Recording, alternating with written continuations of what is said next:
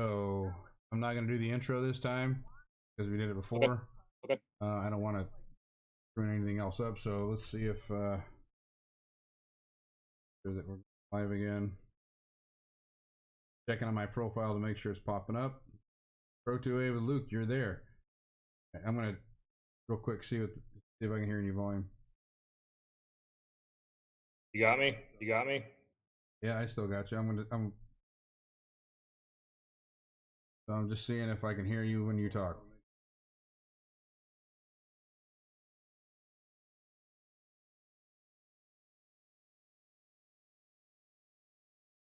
Volume still good? Volume still good? Yep, you're there. Okay, we're good. So now I can actually watch a video and turn it down, and I can get the comments. All right, so we're back on with Luke. Hopefully this time OBS doesn't decide to shut us down and act all kinds of goofy and everything else. So anyway, we were talking about your rally that you're going to have on January 31st out in Wasilla. Right. Let's kind of recap it again real quick just to make sure people that are coming on, because we're getting people coming on now. So I haven't been on and done a video in quite a while. I was telling everybody else that on the last video. So we had some technical difficulties on the first video, but anyway, Luke's here. He's done a video this afternoon. They're trying to limit everyone's Second Amendment out in the Valley, and I got a feeling that it won't stay just in the Valley. It's going to come across the rest of the state, and we all know that right now government in general is hammering the Second Amendment, so we have to definitely stick together and do something about it. So we're going to get together and do a rally out in Wasilla, or actually it's going to be in Palmer, right? Yeah, it's in Palmer. It's at 350 Dahlia Street. It's at the Borough Assembly meeting. So if you go on Facebook, look up Second Amendment protest or Second Amendment rally and protest in Palmer. Or you can, if you guys want, if you follow Dustin, I'm good with you following me. Look up LD Howard in Palmer, Alaska. Go ahead and friend me. I'll friend you back. I'll send all updates on this stuff as I get them. I've got a few guys in the borough and a few other guys that feed me pretty good information on this stuff and keep me up to date. And I can keep you guys up to date on what's going on with this stuff. All right, sounds good, man. Sounds good. You know, I think me and you've gone together. We've gone together one other time out there in the Valley, and yes, sir. It seems like they didn't get the message the first time we were out there. I have to give you credit. You coined one of the best terms. I still use it to this day. Don't California my Alaska. Exactly, man. That was the best. That was the best line all night long. That was amazing. Yeah, I got a round of applause, and I don't think that the assembly members like that too much. No, I'm pretty sure they didn't. I should have done a standing ovation. If I've been quick enough, a little more witty, I would have given you a standing ovation on that one, man. That was, yeah, you definitely. The funny thing is, the round of applause was the only time that anything was ever clapped at or even said in that meeting. People feel the way we feel. People have the same burning in their hearts that this is wrong. We're on the right side. Now, how do we take that energy and that passion and apply it to where we are heard and we cause for change? Right. And that's where most people get caught up. Most people get scared, or most people get intimidated by not knowing how to apply that passion or how to apply that drive into real world results. And all it takes is just keep talking, keep doing what we're doing. I mean, right now, what we're doing, we're making a difference. Like I said, I haven't even looked lately. I guess I can look at my phone right now. I mean, last time I checked, 49,000 views over an 8-minute video I made this morning while sitting in my gun shop. You know, that's what makes difference, guys.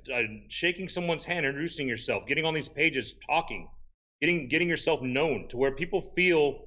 I mean, I know I'm going to sound a little either not politically correct or a little bit against kind of what we stand for, but we always talk about the mob mentality of the left. You know, they're emboldened by the mob. They're emboldened by this and that.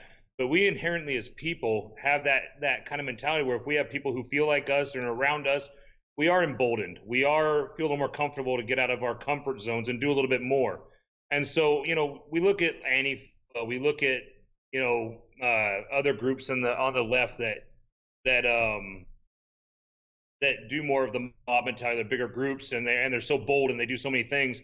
We can do the same thing without being assholes. We can do the same thing without causing destruction. It's like you watch Virginia, they cleaned up after themselves. It was one of the cleanest rallies you could watch. That's the example we need to be, and that's what causes people to rally to our cause when they see that we don't fit the MSM narrative of dumb redneck backwoods white supremacist assholes.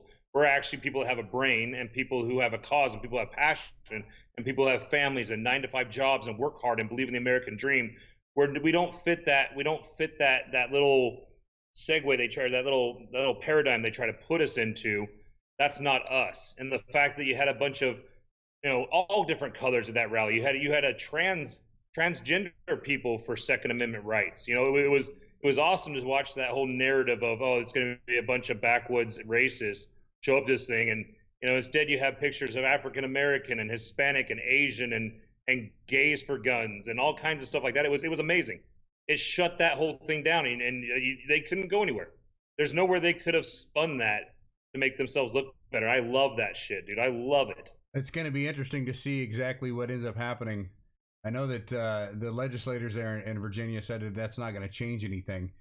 But, we proved that we could get together. We proved we could do it and come out in mass. And the problem is, we were respectful the first time. What's the next step? What's going to happen next time? Are people going to start showing up with ropes? I mean, there was already a guillotine in this rally. I mean, someone showed up with a full-fledged, full-size guillotine. Yeah, that was awesome. That was awesome. And, if they don't take that as, a decent threat, what's going to happen to get these people to start changing their minds? Are we going to have to start showing up with ropes, pitchforks, and torches? I mean, that's kind of what, the problem that we have, and I've said this before in different videos, is, we bark real loud. We have a real loud bark, and everyone knows we got guns and all this other stuff, but our bite's been taken away. It's like it's a bark, but it's a toothless bark. What's going to happen? How are we going to bite them to be able to, show them that the voice that we have matters, I guess is the best way to put it. I think the best picture on the whole thing in Virginia was the fact that you had 50,000 people come together. If you add up how many bullets each one of those people had, there was over 1 million bullets in that one place, and not one of them went off. Right. There was literally zero violence. There was one person arrested, and I never got the details on who it was or what group they were with, but they got arrested for wearing a mask. And you know what? And it was a woman of all things, and she got arrested for wearing a mask. I'm guessing she was probably Antifa. She might have been there to antagonize. I don't know, but there was other guys there wearing masks too. But it was really cold there. It was below 30. And people still came out in mass, which was great to see. And it lasted for hours. By the time that they were rallying, I was just waking up. I had to go to work here at 9 o'clock. It's already, noon or 1 o'clock their time. And, I got to kind of catch on the tail end of it. And, I was watching a bunch of videos and stuff that was going on. It was great. I wish that we could do that like every weekend. And it may take something like that for a while to make it happen. The one thing that I kind of found interesting, so we've had events where patriots have gone in and occupied buildings. And whenever I say that, I'm talking about oh God, where was it at? I can't remember if it was Idaho or Washington or exactly where it was at, but they went in and they occupied a building for a weekend. It was a federal building. It may have to come to that on an event like the one in Virginia where patriots just take over a building. If you look how many people were there, do you think that law enforcement's going to stop that mob?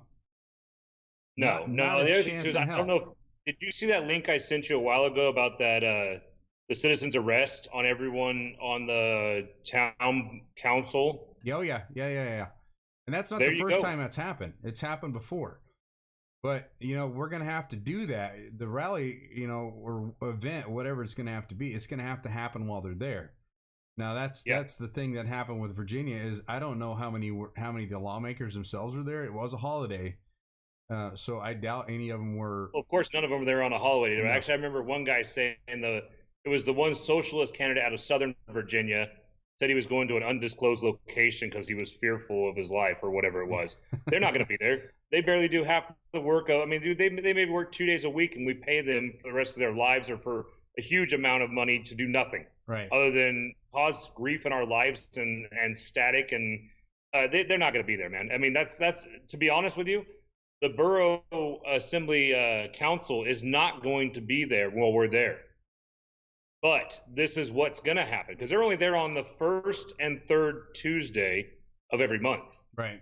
So they're not going to be there. But this is who is going to be there and what's going to happen. One, we have the news media going to be there. It's going to post it all over the state. That makes a difference in itself.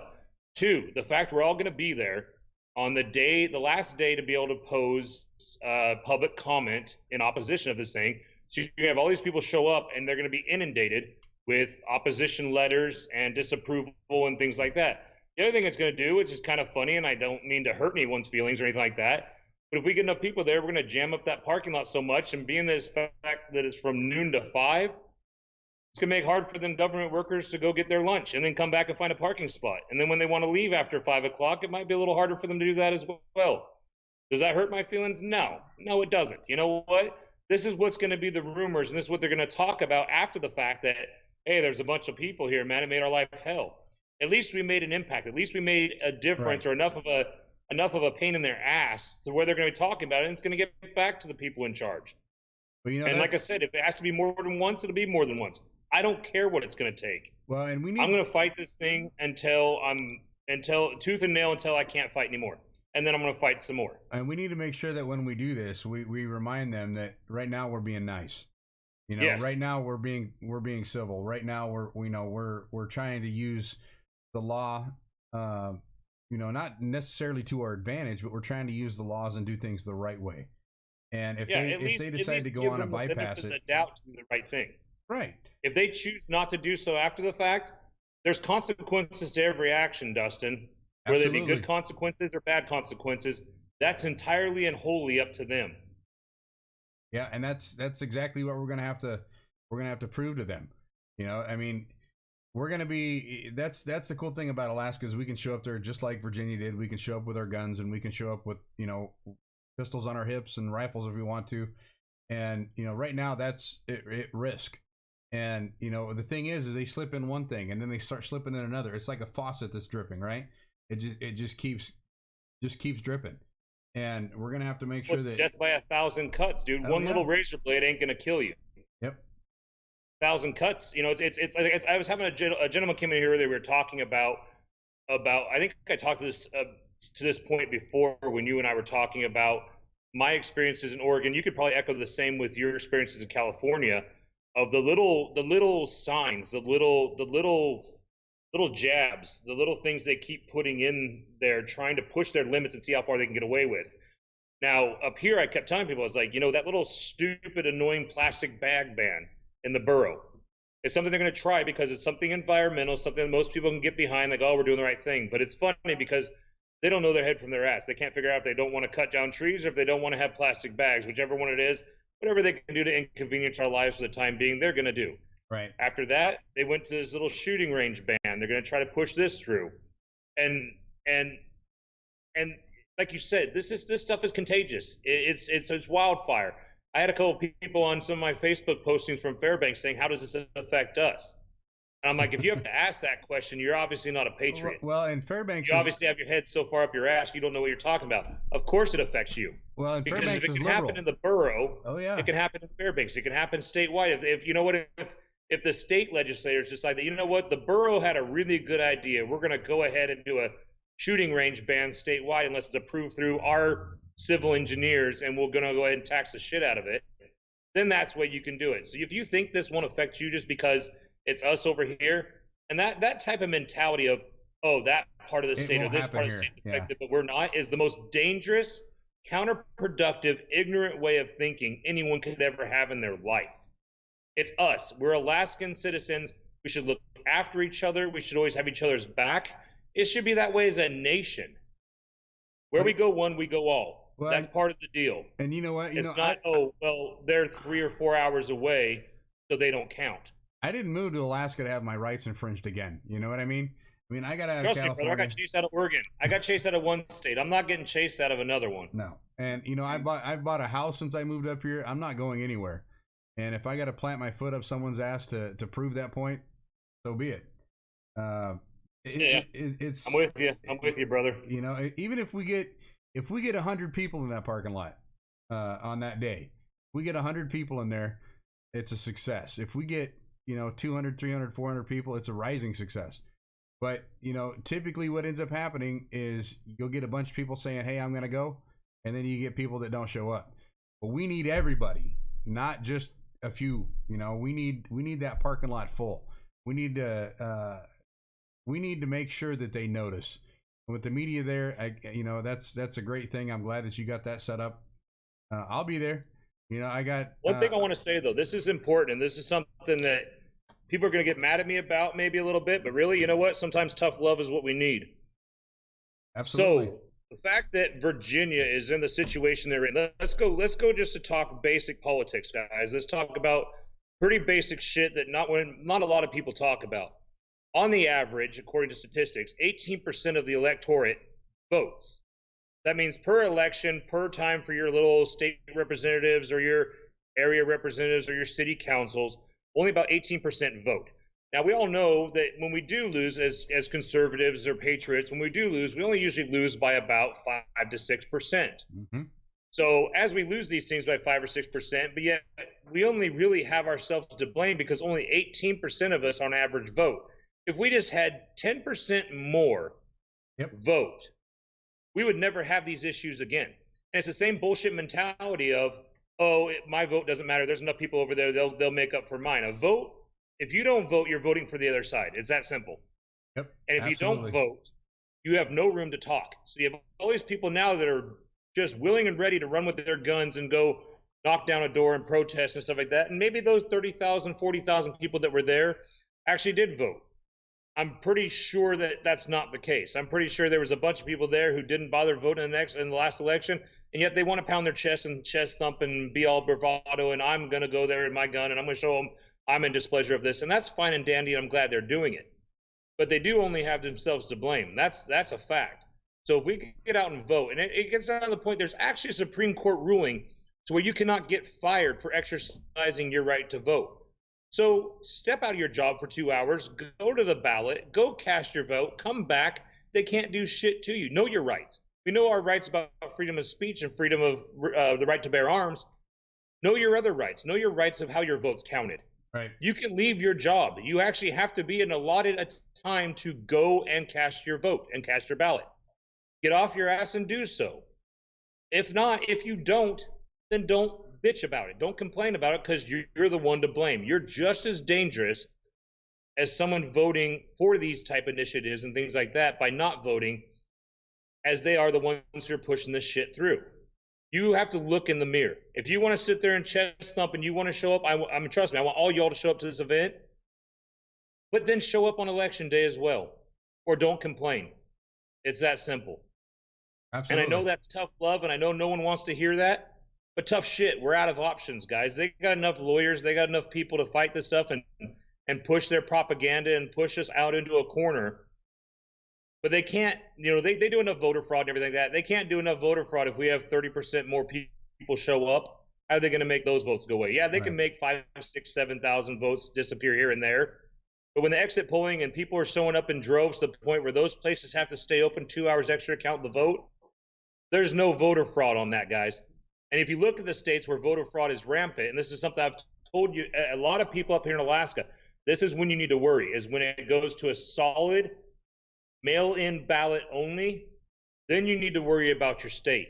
Yep, California. That's when there's no accountability, and that's when you need to start worrying. And that's what happened in Oregon, and that's when shit hit the fan there real quick because you think it's bad now.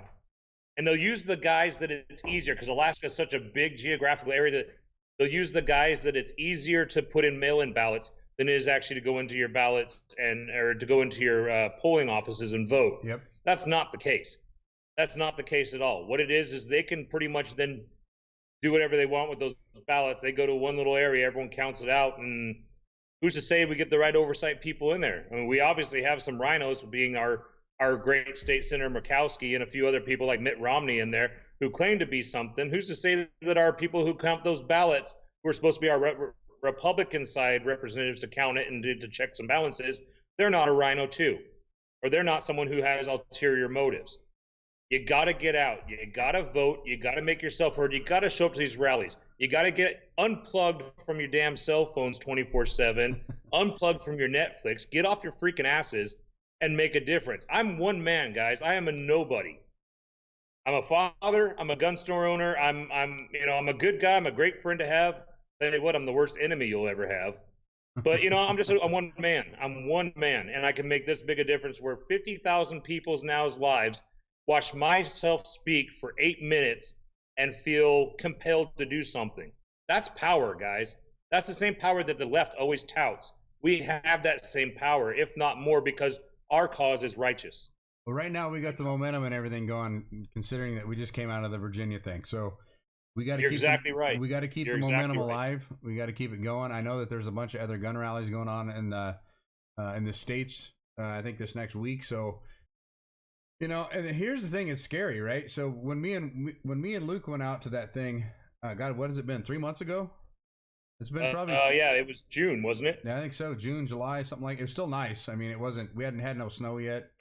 Right. It was still relatively decent, and they basically dropped it at that point, and they had said that they weren't going to allot any funds to reinvigorate this, and now they're doing exactly that.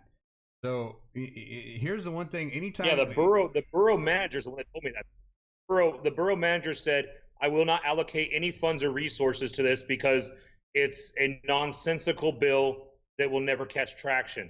Now, last time I checked, having city planners or borough planners writing out a draft on this thing, and they get paid by taxpayer money last time I checked.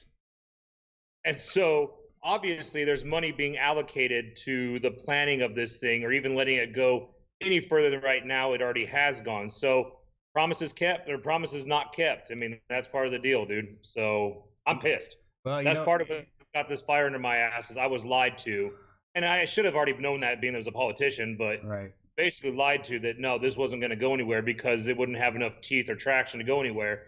And yet our taxpayer dollars, again, are going towards this bullshit. Well, it's like an escalation, I mean, whose idea was it to escalate it? Was it the people that were there that we were arguing against? We when we showed up out there that night, we were outnumbered, and we kind of knew we would be.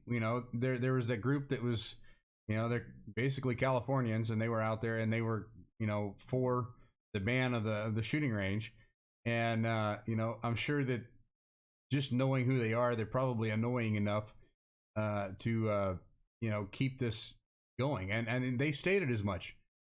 They tried to talk to me. I know as I was leaving, one of the ladies was trying to talk to me, and I'm like, you know what? It's one of our God-given rights. Why are you trying to take it away? And they just don't get it, man. I mean, it's like they're completely willing to give all of our rights to the government and let them make our decisions for us. I don't know about you, but that sure as hell ain't me. I can make my own damn decisions. Now, actually, you want to hear one of the funniest things about this, Dustin? Yeah. One of the funniest things about this is the main woman, as far as I've known, who wrote this initial part up, she was a judge in the area. This woman over the bench called a woman who was pregnant, called the baby inside this woman's womb a parasite during a divorce proceeding. That's the kind of people we're dealing with this. And then also, come to find out, this is another funny thing I didn't know until recently, is when I first went to the District 6 meeting where this all originated, and I fought it the first time, there was the same woman who wrote this. I'm not going to drop names. I mean, if you really want to come find out, I'll tell you via person. I'm not going to tell you over this. Right. But the same woman who supposedly wrote this, as far as my understanding, she's a lawyer and politically minded and a judge. She was on a telephone conference when this was all being put through. And the funny thing is I think she gave the excuse she had a meeting or she was busy. So they allowed her to do this via a telephone conference. Come to find out, and she voted in the affirmative for her written proposal and everything. Come to find out after the fact, someone else told me, and I don't have this as fact or gospel, so don't quote me on this, but apparently after this woman retired from the bench, she moved to Montreal, Canada. She's not even a actual resident of Alaska anymore, and does not live there. She owns property up there, but she doesn't actually live up there. The other thing I heard, and this might be wrong as well, part of the deal is this, I do feel bad for this, and I'm not using this in any political gain at all, but I guess her son had committed suicide with a handgun. Yeah. Well, and I think maybe, you know, I mean, a mother's love is a mother's love, but I think misplaced anger and misplaced heartache can go towards doing this too. Like I said, all it takes is passion and a cause.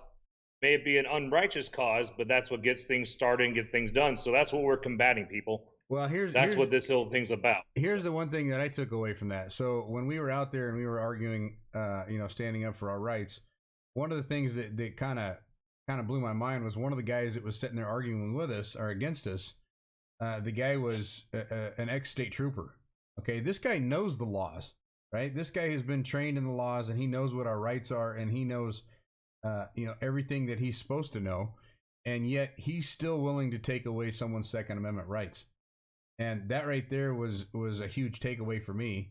And he admitted right there that he's an ex-state trooper. And I know exactly who he is. Yeah. I mean, this guy doesn't really give a shit. And the range that we're talking about, it's someone else's private property, and it should not even be a question. It's not even a range. It's not a range. It's private property where people who buy guns from us, or people who come and want to go shoot after they bought something from us, it's private property. It's 40 acres that has berms already set up, steel targets set up to go up there and shoot way the hell out of city limits. Right. It should be well within the rights of doing everything we want to do, and we do it just as a courtesy for people who can't drive all over hell and back to go shooting at the 3 ranges that are readily available to us. So yeah, it saves people time and effort and cause and money because they don't have to pay dues. We don't charge anything to go up there. That's not a range. It's us being friends of our loyal customers who help this gun store out to say, hey, here's a safe place to go shoot with some great steel targets, a nice safe backdrop. Go have some fun. Right. Well, that's the thing. So it's not even a range, but that's the dangerous part about this this legislation, is that could turn that in someone's interpretation into being a range. And right. Part of the deal with that is some of the stipulations, as those who have watched my video, one of the stipulations on the range is noise abatement. And one of the noise abatement rules is you can't have anything over 75 decibels. Now, anyone with half a brain that knows anything about guns at all knows that even with a suppressor on a gun, that only suppresses down to 123 to 133 decibels. So 75 decibels is almost twice as quiet as a suppressed weapon, and that's how they can shut you down. Right. Like I said, the vague, convoluted wording in this bullshit agenda is so disheartening and so scary that everyone should show up to this thing and say, no freaking way, not in my Alaska. Like you said, don't California my Alaska, because we're tired of it. Absolutely.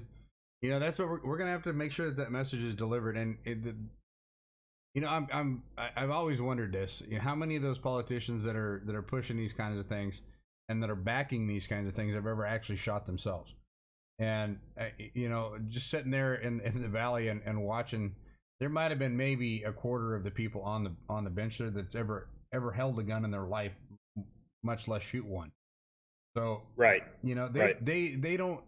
It's not that they don't care. They don't give a shit about us. That's pretty much a given.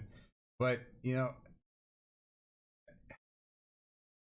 not even realizing the fact that Alaska is one of the biggest hunting states on the planet, right? I mean, everybody carries a gun. Wouldn't you rather be around someone that is safe with a firearm rather than have a bunch of idiots running around the city, carrying every day that's never fired, that's never shot? It doesn't matter to them, Dustin. It doesn't matter one bit. Actually, it seems like this day and age we're in a meme culture. There's meme wars and there's meme this and meme that. One of the best ones I ever read was the one that says that government will only restrict guns when they plan on doing something that makes citizens want to use them. Oh yeah, that's become my new motto. That's the only, like you said, you're trying to you were saying you're trying to explain of why these people even care. You know, why these people are even pushing something that the majority of the borough would adamantly oppose. Why would they do something like this? Well, obviously we have our answer if you believe that that meme has any accuracy at all. Right. Well, you know, here's something that we can use as an argument. So if you know, we both know that Alaska is one of the biggest hunting states. Okay, how much in taxes? And this is as far as going away and taking away our rights, but how much in taxes does every gun store end up paying at the end of the year? If they take that away, now Alaska's already in the middle of having issues, making enough money as it is. So you start taking away businesses, you start taking away people's rights to where they can't go and purchase guns. You know, you own a gun store, so you know. You know, what ends up happening with the money that the gun stores, the revenue that the gun stores used to make, that the state used in taxes. I mean, they're literally willing to. It's like California. I mean, if you look at California and how bad it's gotten in the cities of San Francisco and everything else, dude, and this is no joke, I'm not joking at all, they have 6 employees that do nothing but go around and clean up the sidewalks from people pissing, shitting, and dropping needles on the ground. And they pay over $6 million a year, $6 million a year, wasted on street cleanup because they're allowing people to shit on the streets. So, you know, that's literally what the Democrats do, is they take our money and they waste it on shit like this. That's just the way. Well, you know what that does. They're getting us to such a dystopia, such a messed up place we live.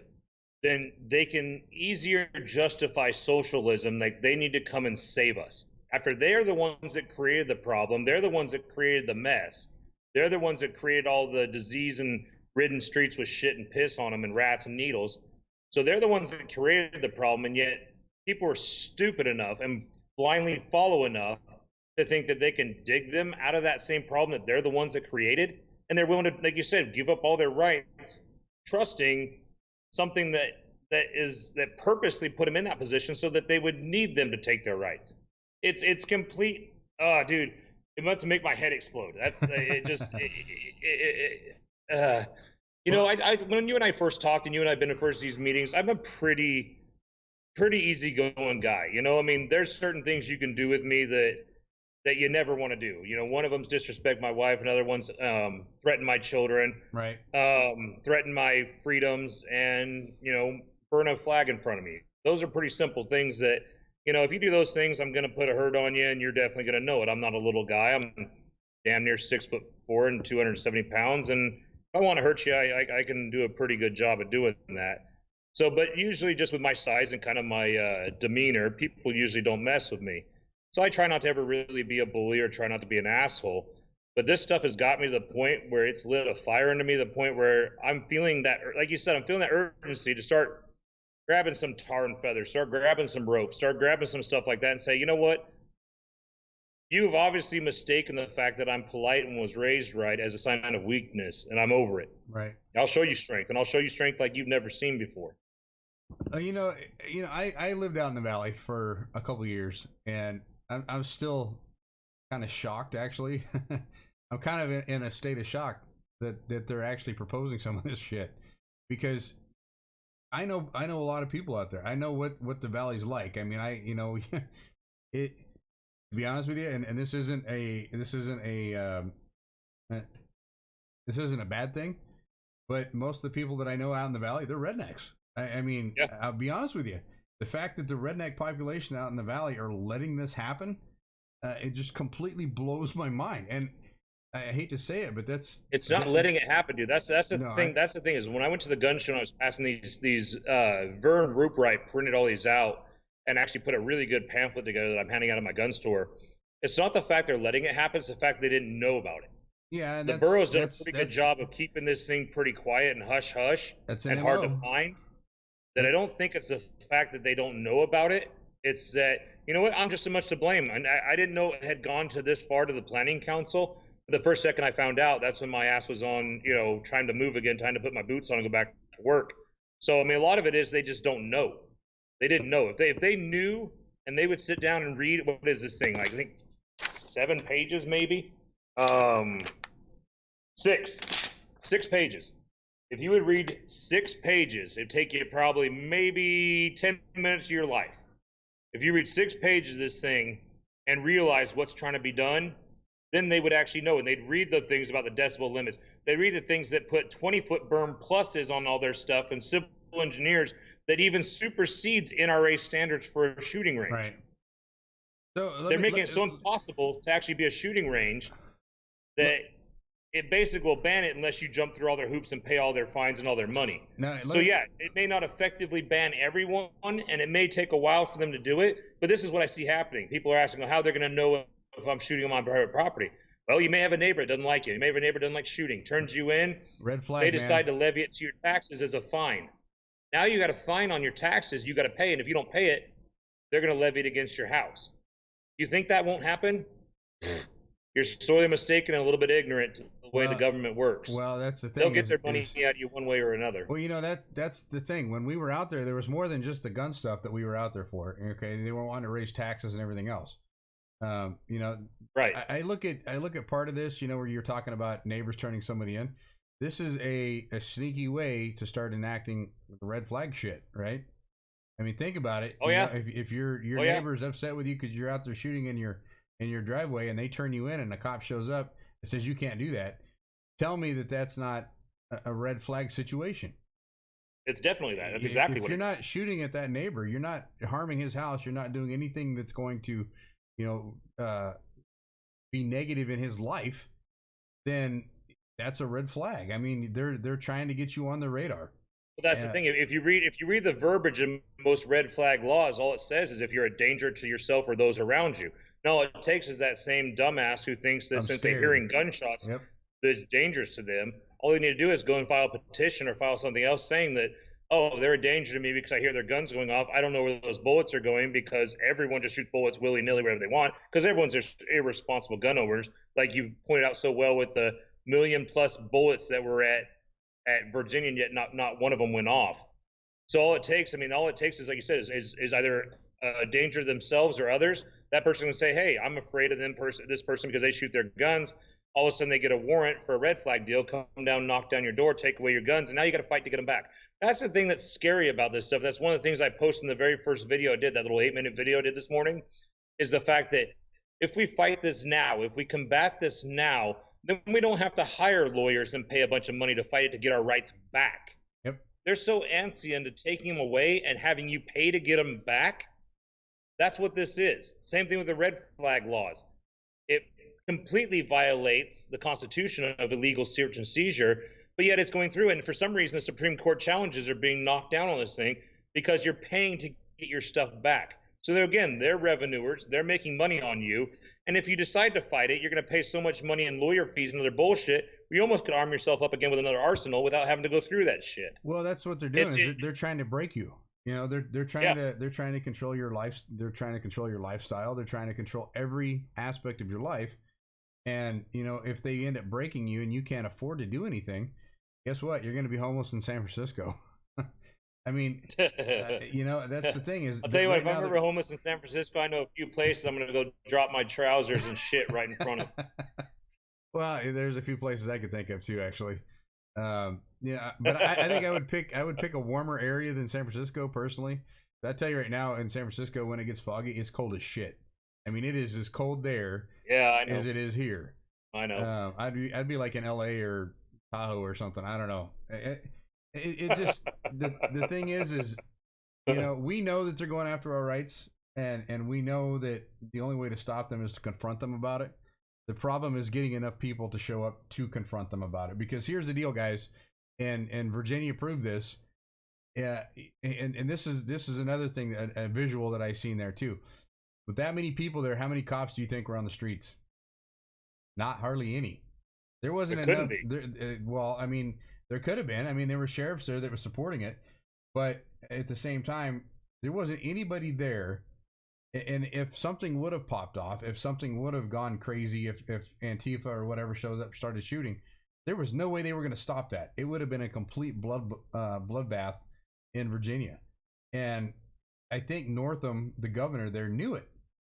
I think he was Oh hoping yeah. something bad Oh was yeah. going to happen, but he didn't have any officers on the streets. They were in the square, in the fenced-in area, but there was not anybody on the streets. Everybody I talked to that went down there, he didn't see any police force at all. So Actually, that's a good point too. I have a lot of friends that are law enforcement officers. I have friends that are ABC guys. Some different agencies and this and that. Really good friends, phenomenal human beings, and good patriots. I do feel for these guys. Oh yeah. How would you like to be put in a position where you're told to do something and your family's dinner table depends on it? And I do believe there's a certain time where you need to disobey certain orders. But even like the red flag laws, how do you want to be a cop told to go knock down a guy's door who is armed to the teeth or supposedly armed to the teeth, and your job is to go knock down his door and take them away from him?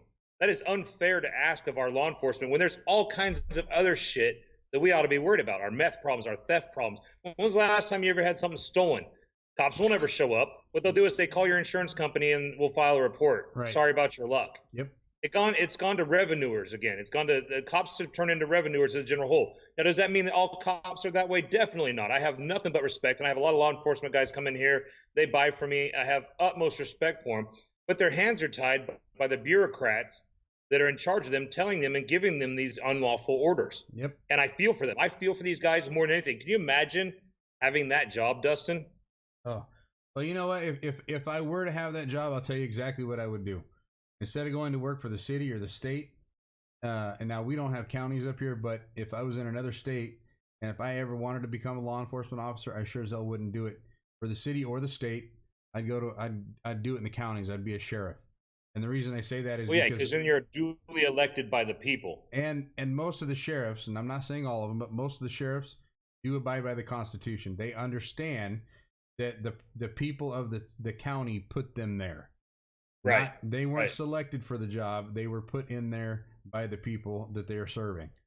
And that's exactly, I wish every I would love to watch this go to a borough. If they had borough elected sheriffs, I think it'd be so much more effective in Alaska than just a few city municipalities and then a bunch of state troopers. Because the state troopers are so undermanned and have such a huge area to cover. Yeah, it's ridiculous. These guys, I feel for these guys. You have a guy that, one guy's in charge of 400 miles of road, let alone the millions of square miles of land he's supposed to do. And he has no backup. He has no help. He has no nothing. If you went to an elected deal that was paid for by that borough, and you have people who are honest law enforcement officers abiding by the Constitution and doing the best they can for their constituents, then you'd have real common sense laws come back and enforcement come back, and you'd have protection for the counter drug and the anti-theft and the other stuff like that we're dealing with even up here. Right. We got to get to the point where we go back to common sense. We go back to electing people we trust, things like that. Like I said, I love law enforcement. I have so many friends who are amazing people. Even the ABC guys that I know are, I know some guys are Secret Service. I know guys that are federal air marshals. I know guys that are in the DEA. I know great guys that are in the postal inspector part of it. These guys are phenomenal human beings. And, they try their best, but they're always stuck with red tape and bureaucracy between those few people up a little bit higher that make their lives hell and make it where they can't even do their job effectively for what really should be combated, and not just the quick money making stuff for the way to catch patriots up and take their gun rights away. It sucks. I couldn't fathom the amount of personal turmoil and conflict those guys go through every day. I tell you right now, they don't get paid enough to do the shit that they're asked to do. No, they don't. No, they don't. Well, Luke, we've been on here for quite a while. I think we covered a bunch of stuff. If you want to get on and do it again later in the week, give us an update. If you know of anything else, let me know, and we'll get. I will be posting a video daily. I'm going to start doing videos daily and giving updates on this stuff and just keeping people fired up. Let them know that I'm still gung ho about this cause. I'm gung ho. We got a little over 7 days left till the rally. Let's make this thing happen. Share it with your friends. Just keep that fire alive. You guys know this is a righteous cause. You know this is the right thing to do. Now just show up, like Dustin said. Now it just means time to show up, and put up or shut up. That's it. And if you don't put up, shut up, because I don't want to hear you complaining about not having your rights. Damn Skippy. You know what? If you don't want your rights, give me your guns. I'll take them. Yeah, I'll buy them. Luke I'll will buy take them. I'll 'em. do a buyback, $25 a piece. I'll even give you a gift card to Sephora or maybe like Best Buy or something. You can buy another cell phone. There you go. I can always use more guns. All All right, brother. right, brother. Appreciate you having me on and all your support and all your You got your it. help getting this thing out there. I really, really appreciate you, Dustin. You're fighting a good fight, brother, and you give me inspiration and you humble me on how much you do, brother. I appreciate it. Same here. You keep fighting the fight, and we'll see if we can't get out there on Friday and support it a little bit more. Sounds good. All right, brother. Take it easy. You too. Thanks, guys. All right.